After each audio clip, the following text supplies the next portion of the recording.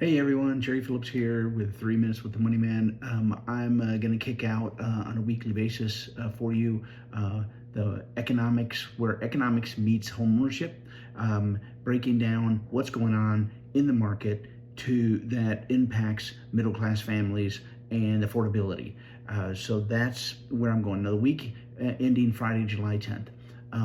The theme here is the economy is held steady, but oil and inflation keep rates on guard. So the market condition index, 5.8 out of a 10, which is not really all that good, but it's all driven by the inflation issue in oil prices. The market mood is guardedly stable, and the market rate outlook is neutral to slightly unfavorable because of the oil price challenges. So inflation trend is elevated, vulnerable to energy costs, as we've been seeing for quite some time.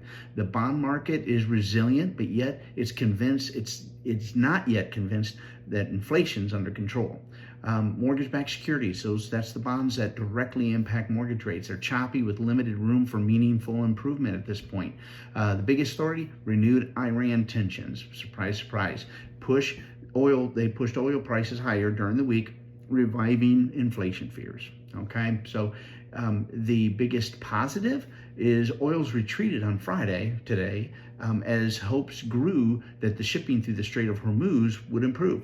And so another escalation, the biggest risk, of course, is another escalation involving Iran. Energy infrastructure or shipping could quickly increase oil prices and bond yields.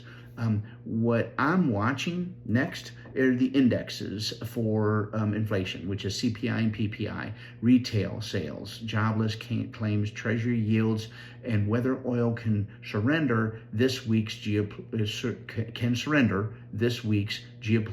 risk premium. So that, in a nutshell, is really what's going on. Really nothing new at this point in time.